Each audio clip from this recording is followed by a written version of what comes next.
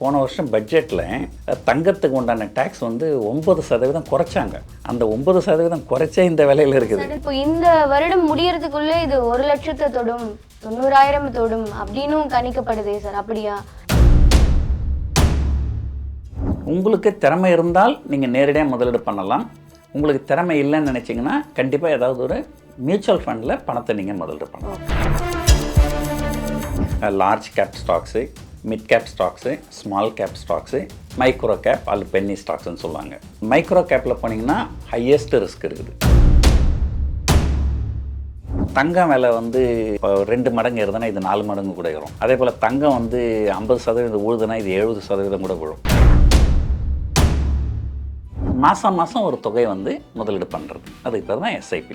நம்ம மாதம் எப்படி நம்ம முதலீடு பண்ணிக்கினே இருந்தோமோ, ரொம்ப அதிகமாக ஏறிடுச்சுன்னா மாதம் அதுலேருந்து கொஞ்சம் வித்ட்ரா பண்ணிடணும். பங்குச்சந்தையிலேயே இன்னொரு கேள்வி ஒன்று இருக்குங்க சார். எந்த பங்குகளை வாங்கணும்? லாபம் உருவாக்கப்படுவது வந்து வாங்குறதுல தான் இருக்கு, விற்கிறதுல கிடையாது. தந்தி தொலைக்காட்சி நேயர்களுக்கு வணக்கம். நான் உங்கள் கல்பனா. இன்று நம்மோட நேர்காணலில் இணைந்திருப்பவர் மிஸ்டர் பியா சுந்தர், ஸ்டாக் மார்க்கெட் அனலிஸ்ட். அவங்க கிட்ட கேட்கறதுக்கு நிறைய இருக்கு, வாங்க கேட்கலாம். Hello sir. Hello sir, first நாங்கள் உங்களை வந்து ரொம்ப நாளாக ட்ரை பண்ணோம். நீங்கள் இந்தியாவில் இல்லை, துபாயில் இருக்கீங்க அப்படின்னு சொல்லியிருந்தாங்க. ஸோ இந்தியாவில் இல்லாமல் துபாய் போனதுக்கு காரணம் என்ன சார்? இங்கே நிறைய டேக்ஸ் இருக்கிறதா நீங்கள் போயிட்டீங்கன்ற ஒரு தகவல் எங்களுக்கு கிடைச்சது. அது எவ்வளோ அளவுக்கு உண்மை? ஆமாம், பொதுவாக வந்து நீங்கள் ஒரு 6 மாதத்துக்கு மேலே நீங்கள் இந்தியாவில் தங்கியிருந்தீங்கன்னா you become a tax resident of India. Okay. உங்களுடைய இந்திய வருமானத்துக்கும் நீங்கள் இங்கே டேக்ஸ் பே பண்ண வேண்டி வரும். உங்களுடைய குளோபல் இன்கமுக்கும் நீங்கள் இங்கே டேக்ஸ் பே பண்ண வேண்டி வரும். ஸோ இந்த டேக்ஸ் அவாய்ட் பண்ணுறதுக்காக நிறைய பேர் என்ன பண்ணுறாங்க, இங்கே வந்து துபாய்க்கு வந்து மைக்ரேட் ஆகிடுறாங்க. Okay sir. ஸோ என்ன தான் நம்ம துபாய்க்கு மைக்ரேட் ஆனாலும் இந்தியா வந்து நம்முடைய சொந்த நாடு, நம்ம நண்பர்கள் உறவினர்கள்லாம் இங்கே இருக்கிறாங்க. அதனால் ஒரு மாதம் துபாயில், ஒரு மாதம் இந்தியாவில் அப்படி மாறி மாறி இருந்தோம்னா ஒரு 6 மாதத்துக்கு மேலே நம்ம வந்து வெளிநாட்டில் இருந்துருவோம். 6 மாதத்துக்கு மேலே நம்ம வெளிநாட்டில் இருந்துட்டோம்னா we become an NRI. Okay. அப்போ வந்து நம்ம வந்து அப்போது நீங்கள் வந்து இந்தியாவில் சம்பாதிக்கிற காசுக்கு நீங்கள் இங்கே டேக்ஸ் பே பண்ணி ஆகணும். பட் உங்களுடைய மற்ற நாடுகள்லேருந்து வர வருமானம், நீங்கள் ஏதோ வேறு ஏதோ ப்ராப்பர்ட்டி வச்சுருந்தீங்கன்னா அதில் ரெண்டல் வருதோ, அல்லது நீங்கள் அமெரிக்க பங்கு சந்தையில் முதலீடு பண்ணுறீங்க, அதுலேருந்து லாபம் வருது. ஸோ அந்த மாதிரியான ஒரு குளோபல் இன்கமுக்கு நீங்கள் வந்து இங்கே டேக்ஸ் பே பண்ணுறது வந்து அவாய்ட் பண்ணிடலாம். தங்கம் விலை கிட்டத்தட்ட நம்ம ஒரு 10 வருஷம் பின்னாடி ஒரு 2015 சமயத்தில் எடுத்தோம்னா ஒரு சவரங்கிறது ஒரு 20,000 தொட்டிருக்கும். 2,000 ரூபாய் ஒரு கிராம் இருந்திருக்கும். இன்னைய தேதிக்கு எடுத்தோம் அப்படின்னா கிட்டத்தட்ட 9,000 நெருங்க போகுது ஒரு கிராம். ஒரு சவரன் 66,000, 8 கிராம் நம்ம வச்சுக்கிட்டா கூட ஒரு 3 மடங்கு அதிகரிச்சிருக்கு. அதுவும் இந்த 2025 ஜனவரிலேருந்து இப்போ வரைக்கும் ஒரு 10.96%, 11% அதிகரிச்சிருக்கு. ஸோ இதுக்கப்புறம் தங்கத்தோட விலை எப்படி போக போகுது, அதை பற்றி சொல்லுங்கள் சார். பொதுவாக வந்து அந்த காலத்தில் சொல்லுவாங்க, பணம் உங்ககிட்ட இருந்ததுன்னா மண்ணில் போடுங்க இல்லை பொண்ணில் போடுங்க அப்படின்னு சொல்லுவாங்க. பொதுவாக தென்னிந்தியர்கள் வந்து எல்லாருமே வந்து ரியல் எஸ்டேட்டு, கோல்டு, இது 2 தான் வந்து அதிகபட்சமாக முதலீடு பண்ணுவாங்க. கோல்டுங்கிறது பார்த்திங்கன்னா it's always a ever green investment. அது இல்லாமல் வந்து it is a natural hedge against currency depreciation. Okay. So ஒருவேளை நாளைக்கு நம்ம கரன்சி டிப்ரிஷியேட் ஆச்சுனால் அது வந்து உங்களுக்கு பாதுகாப்பான முதலீடு. ஆமாம், பாதுகாப்பான முதலீடு. ஸோ நீங்கள் 1992 என்னோட மெட்டர்னல் அங்கிளுக்கு கல்யாணம் இருந்தது. ஓகே. அப்போ வந்து ஒரு பவுன் வந்து 175 ரூபா, 8 கிராம். ஓகே. 175 ரூபா. ஸோ இன்றைக்கி 175 ரூபாயிலேருந்து இன்றைக்கி 65,000 ரூபா வந்துருக்கு. நகை கடைக்கு போகிறதுக்கே 500 ரூபாய் செலவு பண்ணணும். 175 ரூபாய். கண்டிப்பாக. ஸோ அதனால் எப்பவுமே வந்து ஒரு மிடில் கிளாஸில் இருக்கிறவங்க ஓரளவுக்கு தங்கத்தில் சேமிக்கிறது எப்பவுமே நல்லது. ஈவன் உயர்தர மக்கள் இருந்தாலுமே அவங்களுடைய போர்ட்ஃபோலியோவில் ஒரு குறிப்பிட்ட பகுதி, பொதுவாக வந்து ஒரு 100 ரூபா நம்மக்கிட்ட இருக்குது அப்படின்னா அதில் ஒரு 40 ரூபா ரியல் எஸ்டேட்டில், ஒரு 40 ரூபா வந்து பங்குச்சந்தையில், ஒரு 20 ரூபா கோல்டில் அப்படி முதலீடு பண்ணுறது எப்பவுமே நல்லது.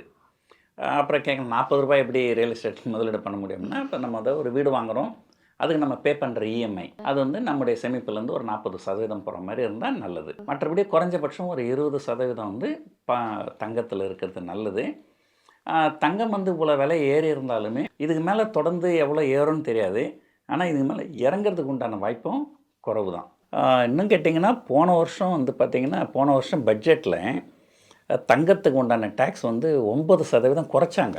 அந்த 9% குறைச்சே இந்த விலையில இருக்குது. சடனா 3000 எல்லாம் கோல்ட் ரேட் கம்மியாச்சு. ஆமா. அந்நிய தேதிக்கே கம்மியாச்சு ஆமா. இல்லைங்க சார்? ஸோ அந்த 9% வரியை குறைக்காமல் இருந்திருந்தால் ஓகே.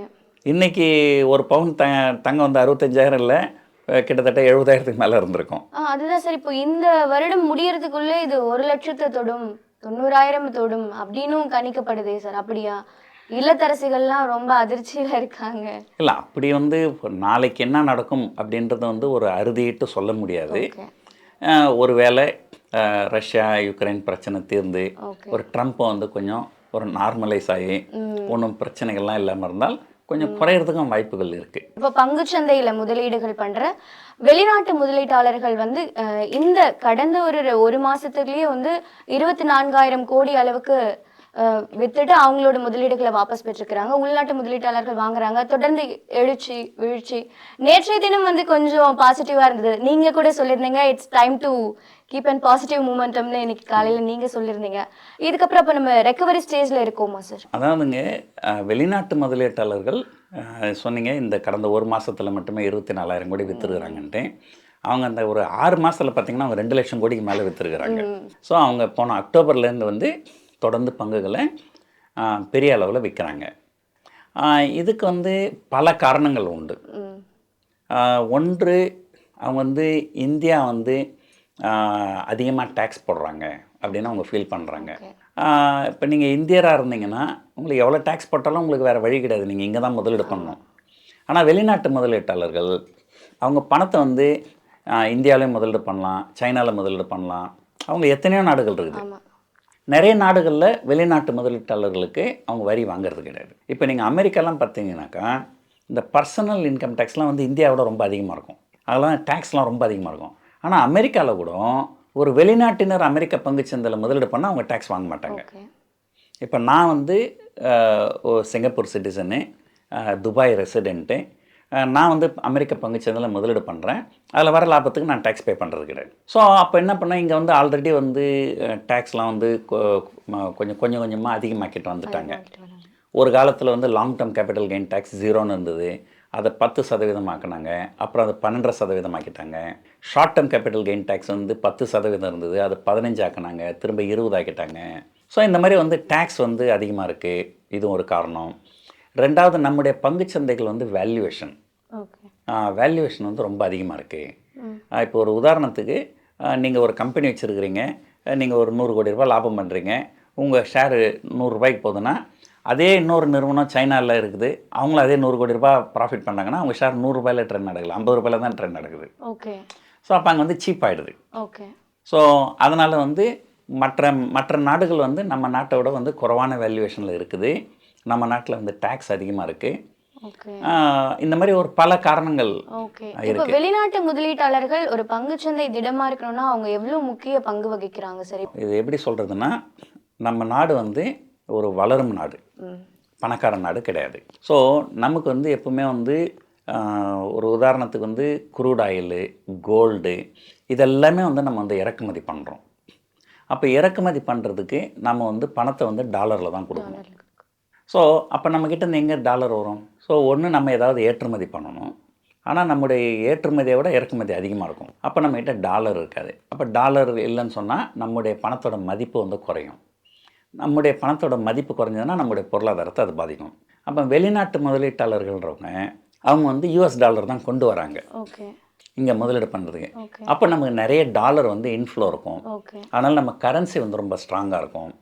நம்ம தொழில்களும் வந்து நல்லா வளர்ச்சி அடையும். ஸோ கண்டிப்பாக வந்து நம்ம நாடு நல்லா முன்னுக்கு வரணும்னு சொன்னால் கண்டிப்பாக வெளிநாட்டு முதலீடு வந்து கண்டிப்பாக நமக்கு அவசியம். Okay sir. இப்போ முதலீடு பண்ணலாமா, இந்த சமயத்தில் முதலீடு பண்ணலாமா, பங்குச்சந்தையில் பண்ணுறது எந்த மாதிரியான தாக்கத்தை கொடுக்கும்? இல்லை சிறு நிறுவனங்கள்லையா பெரிய நிறுவனங்கள்லையா, அதுக்கு என்ன சார்? பொதுவாக இந்த நீங்கள் கேட்டிங்க சிறு நிறுவனமாக பெரும் நிறுவனமாக அப்படின்னீங்க. அதை வந்து பங்குச்சந்தையில் எப்படி சொல்லுவாங்கன்னா 4 வகையாக பிரிப்பாங்க. Large cap stocks, mid cap stocks, small cap stocks, micro cap அல்லது பென்னி ஸ்டாக்ஸ்ன்னு சொல்லுவாங்க. ஸோ இதில் வந்து in order of risk, micro கேப்பில் போனீங்கன்னா ஹையஸ்ட் ரிஸ்க் இருக்குது. ஸோ அதை விட கொஞ்சம் ரிஸ்க்கு குறைவு ஸ்மால் கேப், அதை விட கொஞ்சம் ரிஸ்க்கு குறைவு மிட் கேப், அதை விட கொஞ்சம் ரிஸ்க்கு குறைவு லார்ஜ் கேப். ஸோ நீங்கள் லார்ஜ் கேப்பில் முதலீடு பண்ணிங்கன்னா உங்களுக்கு வந்து அ, பங்குகள் ஏறும்போதும் பெருசாக ஏறாது, பங்குகள் இறங்கும் போதும் பெருசாக இறங்காது. நியூட்ரலாக இருக்கும். நியூட்ரல்னு சொல்ல முடியாது. இப்போ ஒரு ஒரு பங்குச்சந்தைகள் வந்து ஒரு 10% ஏறுதுன்னு வச்சுங்களேன். ஸோ லார்ஜ் கேப் 10% ஏறுனா மிட் கேப் வந்து 15% வரும், ஸ்மால் கேப் 20% ஏறும்.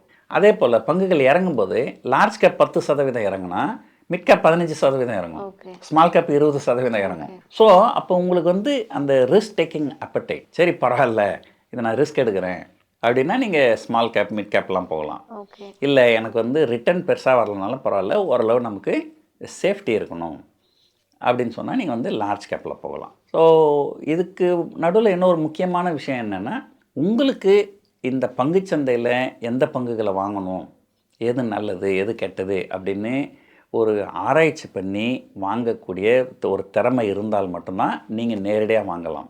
அப்படி இல்லைன்னு சொன்னால் நீங்கள் வந்து பணத்தை வந்து ஏதோ ஒரு மியூச்சுவல் ஃபண்டில் நீங்கள் முதலீடு பண்ணிடுறது நல்லது. ஒரு காலத்தில் வந்து பங்குச்சந்தை அப்படிங்கிறது எப்படி இருந்ததுன்னா, பங்குகளை வாங்கிறது விற்கிறது அவ்வளோதான். ஆனால் இப்போ கடந்த 25 வருஷமாக பார்த்தீங்கன்னா பங்குச்சந்தையில் வந்து எவ்வளோ பெரிய முன்னேற்றங்கள்லாம் ஏற்பட்டு அதில் வந்து ஹெட்ஜிங்னு ஒரு கான்செப்ட் இருக்குது. ஸோ அதில் வந்து இப்போது கவர்டு கால் அப்படின்னு ஒரு கான்செப்ட் இருக்குது. இப்போ ஒரு உதாரணத்துக்கு சொல்கிறேன், நீங்கள் ஒரு 10 லட்ச ரூபா கொடுத்து ஒரு பங்கு வாங்குறீங்க. ஸோ ஒரு மாதத்துக்குள்ளார அது 12 லட்சத்துக்கு போகணும் இல்லைங்களா? ஷார்ட் டைமில் நான் வந்து ப்ராஃபிட் பார்க்கணும். ஆமாப்பா. அப்படி போகலைன்னு வச்சுங்களேன், நான் உங்களுக்கு ஒரு காசு கொடுப்பேன். அப்போ அந்த மாதிரி என்கிட்ட ஒரு பெட் பண்ணிங்கன்னா, அப்போ உங்களுக்கு 12 லட்சம் போச்சுனாலும் பரவாயில்ல, நீங்கள் 10 லட்சத்துக்கு வாங்குறது 12 லட்சத்துக்கு விற்றுடலாம்.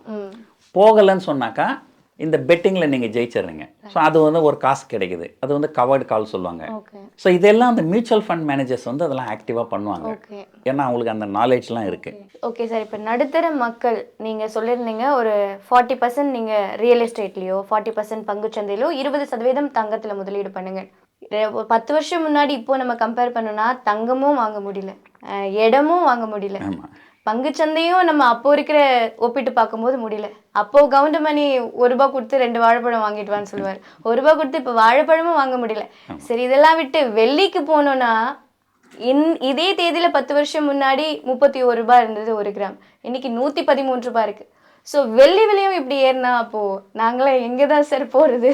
பொதுவாக வந்து நான் பங்குச்சந்தைன்னு சொல்லும்போது உங்ககிட்ட சொன்னேன் இந்த large cap stocks, mid cap ஸ்டாக்ஸுன்ட்டு. அதே போல் தான் தங்கமும் வெள்ளியும். ஓகே. வெள்ளிங்கிறது வந்து it is a highly volatile. Okay. தங்கம் விலை வந்து சமயத்தில் ஒரு ₹10 இருந்ததுன்னா இப்போ 2 மடங்கு ஏறுதுன்னா இது 4 மடங்கு கூட ஏறும். அதே போல் தங்கம் வந்து 50% உழுதுன்னா இது 70% கூட விழும். தங்கம்ங்கிறது வந்து அது வந்து ஒரு ஒன்லி ப்ரீஷியஸ் மெட்டல். அது வந்து நகை ஆபரணம் அதுக்காக மட்டும்தான் வாங்க.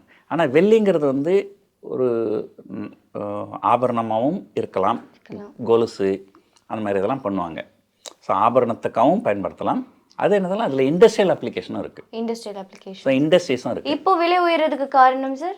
இல்லை, அது பொதுவாகவே வந்து அது வந்து தங்கத்தை விட அது வந்து வாலட்டைலாக இருக்கும். ஸோ அதனால் வந்து வெள்ளியில் வந்து அதிகமாக, அதாவது இந்த மாதிரி விலை அதிகமாக இருக்கும்போது வெள்ளியில் முதலீடு பண்ணுறதை தவிர்த்தணும், தங்கத்தில் முதலீடு பண்ணலாம். பங்குச்சந்தையிலே இன்னொரு கேள்வி ஒன்று இருக்குங்க சார். எந்த பங்குகளை வாங்கணும் அப்படிங்கிறத பற்றி ஒரு ரிச் டேட் புவர் டேட் நீங்களுமே ஒரு புக் எழுதியிருக்கீங்க, unknown known and unknown facts.